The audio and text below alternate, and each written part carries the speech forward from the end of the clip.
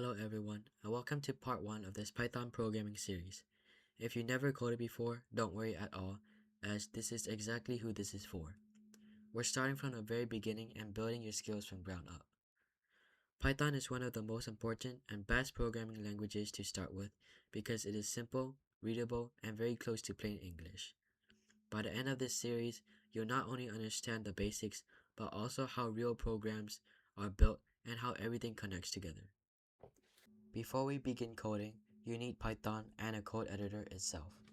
So first, go to python.org and download Python, and when installing, make sure to check the Add Python to Path, and then click Install.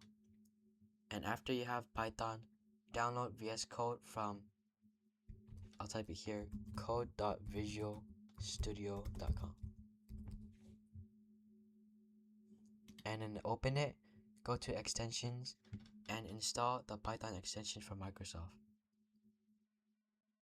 To test if everything works, open a terminal right here and type python version or -- version. And if you see a version number, you're ready to go. And the most up-to-date one is Python 3.13.3. So let's begin with the very first thing every programmer learns. The most basic thing in a program is to show something on the screen. This is called the output, and the output is usually in the terminal. In Python, we display output using something called the print function. And a function is simply a block of code that performs a specific task. And for this case, the print function is very simple. It displays information on the screen.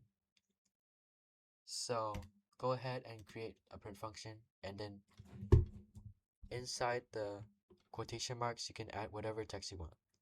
The most infamous line in any language is "Hello World." So let's break this down. Print is the function we're using. The parentheses holds the information we want to display, and the quotation mark and the text inside it is called a string. So a string is just a text inside quotation marks. Anything inside quotes is treated as text by Python.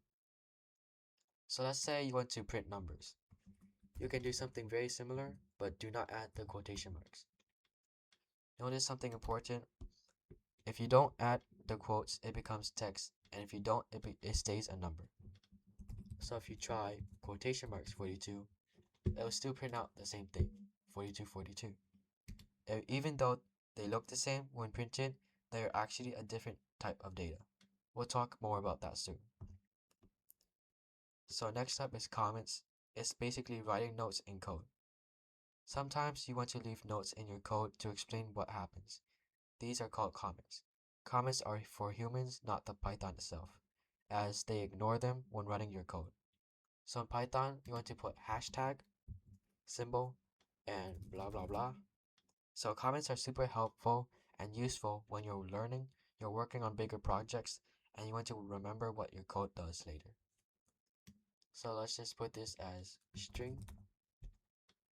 We can delete this because this is a string as well. This is an integer. Integers are number. So let's move on to one of the most important concepts in programming, variables. A variable is like a labeled box that stores information. You give the box a name and then it put a value inside it.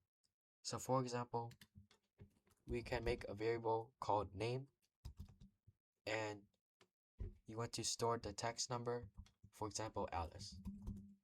So this variable name stores data Alice. And if you want to do this to an integer, do the same thing like the print function, don't add quotation marks. Another thing is decimal numbers. If you want to add decimal numbers, it's not an integer, it's actually a float. These are the main three big data types that you need to remember: string, integer, and floats. Alright, so printing variables. Once you store data in a variable, you can use it later. Say for example, print name. So it calls the variable name and it will print out the data, Alice. This is powerful because now your program can store and reuse information instead of typing everything manually.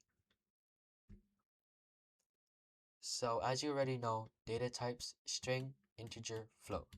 In Python, every value has a data type. And this just means what kind of data it is. One last data type you need to know is booleans, short for, let's see, bool. So bool is true or false, but we're not going to go through that in this lesson. So each type behaves differently, which becomes important later when we use calculations or logic. If you're unsure of what the data type is, Python has a built-in function that called type that tells you what kind of data something is. So let's say, for example, print type name. And I'm just telling you now, name is a string because it's quotation marks Alice, and a type will be classified as string, short for str. So now try it yourself, and now it's your turn to write something. And you could try something like name equals something, age equals something, height equals something. And then run the program, change the values, try different names and numbers, and add your own print statements. The more you experiment, the faster you learn. So basically what we learned today in this lesson is how to use print function to display output, what strings are and what numbers are, how to write comments, how to create and use variables, what basic data types in Python is, how to check data types using type function, and what next in part 2 is we'll be learning what the input function is. This allows your program to interact with users like calculators, quizzes, games. And before we move on, make sure you're comfortable with everything in this lesson. And once you're ready, we'll continue building your skills in the next part.